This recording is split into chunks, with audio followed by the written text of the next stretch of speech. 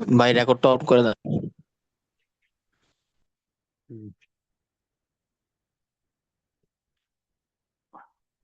আপনার ফর্মটা একটু দেখেন, একটু রিভিউ করেন।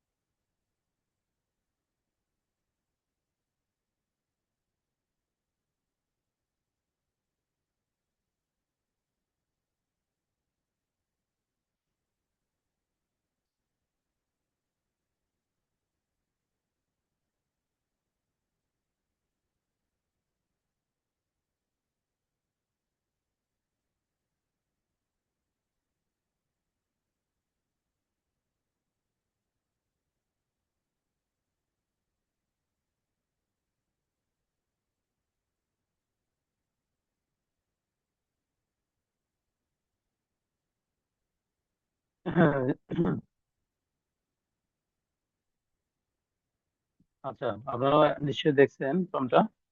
আমি এখন একটু ব্রিফিং দিচ্ছি, তারপর আপনারা কোয়েশ্চেন করবেন। এখানে এটা একটা বাংলাদেশ ব্যাংকের ড্যাশবোর্ড থেকে নামানো একটা ফর্ম। এটা কোম্পানির আইডি পাসওয়ার্ড থাকে, নিজস্ব আইডি পাসওয়ার্ড দিয়ে এটাতে বাংলাদেশ ব্যাংকের সার্ভারে ঢুকে তারপর একটা ফর্ম ফিল আপ করতে হয়। মানে এই ফর্মটাই জাস্ট এখানে 1 2 3 4 5 যেগুলো সিরিয়ালি দেখতেছেন এখানে, ওইগুলাই কম্পিউটারে ডাটা এন্ট্রির মতন ফর্ম থাকে, ওখানে জাস্ট ফিল আপ করতে হয়। ঠিক আছে? কম্পিউটারে মূলত কি কি জিনিস, মানে সার্ভারে কি কি জিনিস ফিল আপ করতে হয় আমি ওটা বলি। এখানে যেমন একটা নাম্বার আছে যেটাকে বলে ইএসপি নাম্বার। এই নাম্বারটা এই জায়গায় হয় যখন ইএসপিটা হয়ে যায়, বাংলাদেশ ব্যাংকে অ্যাপ্রুভ করে দেয়, তখন একটা ইএসপি নাম্বার পরে ওই নাম্বারটা এখানে থাকে। বাকিগুলো হচ্ছে আপনার 0676 পর্যন্ত এই 4টা ডিজিট থাকবে, ওগুলো হচ্ছে আইডি কোড। আর এটা হচ্ছে ইয়ার। আর মাঝখানে যে যে ডিজিট থাকবে, ছয়টার মধ্যে লাস্টের যে 4টা ডিজিট, ওই 4টা ডিজিটকে আমরা বলি যে ইসি নাম্বার। ঠিক আছে? আচ্ছা, তারপরে ইসপি ডেট পরে এখানে। দেন আমরা এইচএস কোড যখন সিলেক্ট করব, 1 নম্বর এইচএস কোড যখন সিলেক্ট করব, এই এইচএস কোড এখানে চলে আসবে অটোমেটিক্যালি, যেটা এটা এনবিআর এর সাথে লিংক করানো, ওই জন্য এইচএস কোড দেওয়ার সাথে সাথে এইচএস কোডের ডিটেলসটা এখানে শো করবে। ঠিক আছে? মানে ওই কম্পিউটারে শো করবে। তারপর কান্ট্রি অফ ডেস্টিনেশন, এটা আমরা যে জায়গায় শিপমেন্ট করবো ওই জায়গায় সিলেক্ট করব। এটা কান্ট্রি একটা কোড এখানে পড়ে যাবে অটোমেটিক্যালি, এটা দিতে হবে না। যখন আপনি কান্ট্রি সিলেক্ট করবেন, মানে তখনই আপনার এটা চলে আসবে, কোড কান্ট্রি কোডটা চলে আসবে। তারপর পোর্ট অফ ডেস্টিনেশন, কোন জায়গায় শিপমেন্ট যাবে, এখানে পোর্ট অফ ডেস্টিনেশন থাকবে।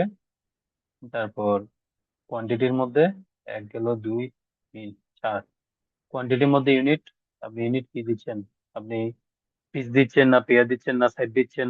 ঠিক আছে? ওইটা এখানে ইউনিটটা এখানে সিলেক্ট করতে হবে, করে কতটুক, যেমন 200 পিস, এখানে 200 সিলেক্ট করবেন, এখানে পিস বা সেট বা যেটাই দেন, মানে কোয়ান্টিটি ইউনিটটা এখানে হবে আর কোয়ান্টিটিটা এখানে হবে।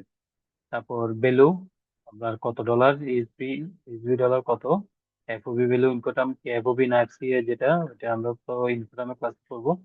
আপনার ভ্যালু কত, এখানে ভ্যালু দিব, এফওবি শিপমেন্ট হলে এখানে এফওবি সিলেক্ট করবো।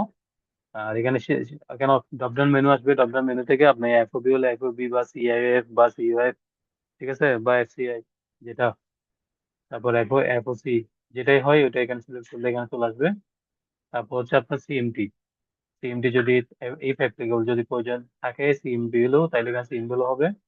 তারপর terms of contract, LC, contract বা এলসি নাম্বার, এটা এখানে এখানে থাকবে, এটা অটোমেটিক্যালি চলে আসবে, আপনাদের বসাই দেওয়া হবে না। কেন চলে আসবে?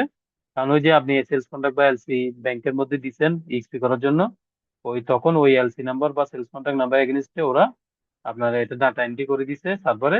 জাস্ট আপনি যখন ইএক্সপি নিতে যাবেন ওই নাম্বারটা দিলেই আপনার ফর্ম চলে আসবে, তখন ফর্মটা ফিল আপ করে জাস্ট অ্যাপ্লাই করবেন। ওই সেলস কন্ট্রাক্টের বা ওই এলসি এগেনস্টে ইএক্সপিটা করে যাবে বা ফেলতে পারবেন। ওই জন্য এটা অটোমেটিক্যালি চলে আসে যখন আপনি সার্চ দিয়ে ঢুকবেন ওই এলসি নাম্বার বা সেট নাম্বার, তখন এই ফর্মটা আসার আগে এখানে এটা এটা যখন আসবে এটা অটোমেটিক্যালি এখানে চলে আসবে। মানে আপনি বাংলাদেশ ব্যাংকের ড্যাশবোর্ডে সার্ভারে দেখবেন এই নাম্বারটা চলে আসছে যখন ফর্ম ফিল আপ করতে যাবেন। তারপর নেম অফ অ্যাড্রেস, যেটা হচ্ছে আপনার এক্সপোর্টারের। ঠিক আছে? Name of address of importer, sorry এটা হচ্ছে বায়ারের অ্যাড্রেস, এই জায়গায় বায়ারের অ্যাড্রেস থাকবে। তারপর আসি নিচে।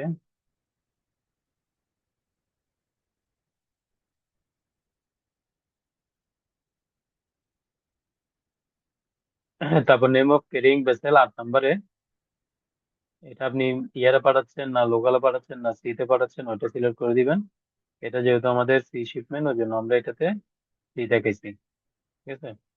তারপর বিল অফ লেডিং ট্রাক, এগুলো হচ্ছে লোকাল এক্সপোর্টের ক্ষেত্রে আপনার ডেলিভারি চালান নাম্বারটা কেন হবে। পোর্ট অফ শিপমেন্ট, কোন জায়গা থেকে শিপমেন্ট করতেছি। ল্যান্ড কাস্টম নাই আমাদের, এটা স্থলবন্দর হইলে স্থলবন্দরের ডিটেলস লাগে। শিপমেন্ট ডেট এটা লাগবে না, এটা আপনার প্রয়োজন নেই। Name of the exporter in blank letter of address, এখানে আপনার কোম্পানির নামটা থাকবে। এটা কোম্পানির একটা কোড, মানে আপনার ব্যাংকের আপনাদের কোম্পানির যে কোড থাকবে ওই কোডটা অটোমেটিক্যালি চলে আসবে। এই একটা দুইটা তিনটা এই গুলো আপনার ফিল আপ করতে হয় না, এগুলো অটো চলে আসে। ঠিক আছে। যেগুলো ফিল আপ করতে হয় আমি সেগুলো দেখিয়েছি। তারপর একদম সর্বশেষে এখানে কোম্পানি অথরাইজ পার্সনের সিল সাইন লাগবে। সিল সাইন দিয়ে এটা করে দিবেন। করে তারপর ব্যাংকে পাঠানোর পর শিপমেন্ট করার পর যখন ব্যাংকে পাঠাবেন তখন আপনার এখানে ব্যাংকে সাইন করে দিবেন। ঠিক আছে। এখানে আপনার সাইন থাকবে, এখানে ব্যাংকের সাইন থাকবে। এখানে আপনি যে সাইন করবেন যে ওই ডেটটা এখানে দিবেন যেদিন সাইন করবেন। আর এখানে ব্যাংকের সাইন মানে ব্যাংকে দেওয়া জমা দেওয়ার পরে ব্যাংকের সাইনটা এখানে থাকবে। আর উপরে এখানে আপনার সাইনটা থাকবে। এই জায়গায় থাকবে না, এটা ভুল বলছি। ব্যাংকের সাইনটা থাকবে এই জায়গায়, আপনার সাইনটা থাকবে এই জায়গায়। এখানে আপনার ডেট, এখানে ব্যাংকের ডেট। ঠিক আছে। তারপরে এটা অরিজিনাল, এটা তো মানে ফার্স্ট কপি। এরপরে শিপমেন্ট, এটা করে শিপমেন্ট করে ফেলবেন। শিপমেন্ট করার পর তারপর ডুপ্লিকেট টিস্যু করবেন, বিল অফ এন্ট্রি নাম্বার সহ দিয়ে। তারপর ব্যাংকে ডুপ্লিকেট ডুপ্লিকেট করে এটা পেমেন্ট রিলিজ করে দিবে। এটা হচ্ছে মূলত এক্সপির কাজ। এখন আপনারা দেখেন, কোথাও কোনো কিছু অসুবিধা থাকলে প্রশ্ন করেন।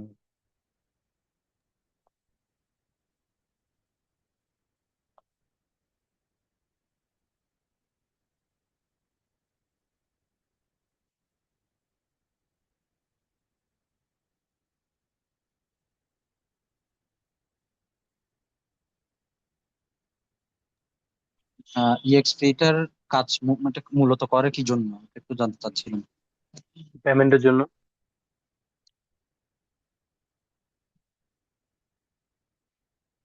আপনার ব্যাংকে পেমেন্ট আসবে, তাহলে পেমেন্টটা কোন মাধ্যমে আসবে, অবশ্যই একটা মাধ্যম তো দরকার আছে। আপনার ইসপি যদি ইস্যু না করেন, ওই ইসপির এগেনস্টে আপনার পেমেন্ট আসবে না, ওই সেলস কন্ট্রাক্টের এগেনস্টে ব্যাংকের একটা প্রমাণপত্র আর কি ইসপিটা। মানে এটার মাধ্যমে আপনার টাকাটা আসবে, রিলিজ হবে।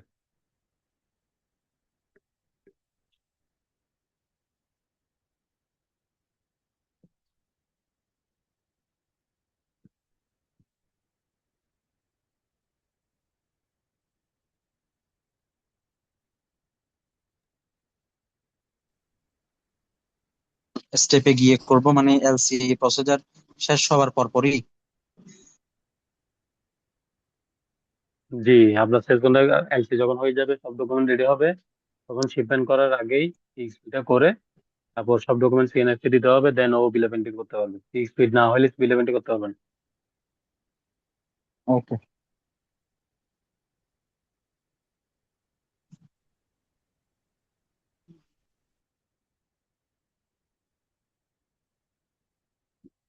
আর কারো কোনো কোয়েশ্চেন আছে? না না, এতে কোনো কোশ্চেন নাই।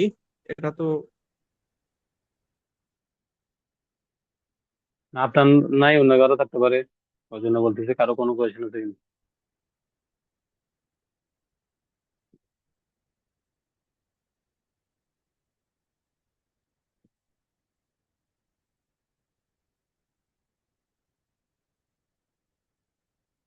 আচ্ছা, কারো যদি এর বাইরেও কোয়েশ্চেন আসসালামু থাকে। আলাইকুম। জি ভাই, যাদের বাংলাদেশ ব্যাংকের পোর্টালে অ্যাক্সেস নাই তারা কিভাবে এটা প্র্যাকটিস করতে পারে, শেখার জন্য আর কি। এটা প্র্যাকটিস করতে হলে আমি আমার এই ফর্মটা নিয়ে প্র্যাকটিস করতে হবে। এটা আপনার আইডি পাসওয়ার্ড ছাড়া ঢোকার কোনো অপশন নাই। জাস্ট এই ফর্মে যা আছে দেখতেছেন, হ্যাঁ, বাম পাশে যে জি। আপনার মেন ম্যান্ডেটরি ফিল্ড গুলো আছে, ওই কম্পিউটার ভিতরে এই ফিল্ড গুলো থাকবে, জাস্ট ফিল আপ করে দেওয়া। এটা তো আমরা নর্মালি বুঝি, ডাটা এন্ট্রি কাজের মতো। ফিল আপ করতে গেলে আপনার কি কি ডিটেলস লাগবে সেগুলো তো আমি সব বলে দিচ্ছি।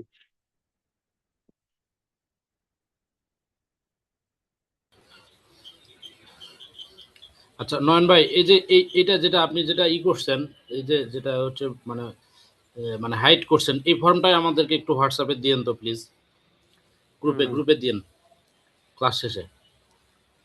হ্যাঁ দেওয়া হবে। ওকে ভাই, থ্যাংক ইউ।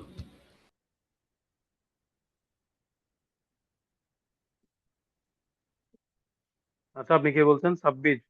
সাব্বির ভাই? জি জি জি নয়ন ভাই। আচ্ছা আচ্ছা, কেমন আছেন আপনি? জি আলহামদুলিল্লাহ, আছি, ভালো আছি। আচ্ছা আচ্ছা, আপনার নাম্বারটা কত লাস্টে? আমার নাম্বার হচ্ছে 45 888 45। আচ্ছা 88845। আচ্ছা আচ্ছা ঠিক আছে। না আমি আপনার এই যে একটু ক্লাস শুরু হওয়ার আগে লিংক দিব, আমি গ্রুপের মধ্যে দিব, যে গ্রুপে অ্যাড হয়েছেন ওখানে দিব, ঠিক আছে? ওকে, ভালো থাকবেন, ধন্যবাদ।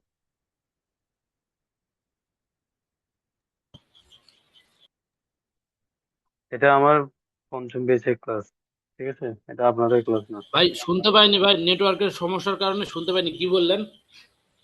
আপনাকে বলতেছি না ভাই, আমি ফোনে বলতেছি। আচ্ছা আমি যেটা বলতে চাচ্ছিলাম, ও আচ্ছা। সাব্বির ভাই, ও একটা ওই মার্চেন্ডাইজিং কোর্সের মধ্যে আপনি মনে হয় ইয়া করছেন, মেসেজ করছেন না? জি।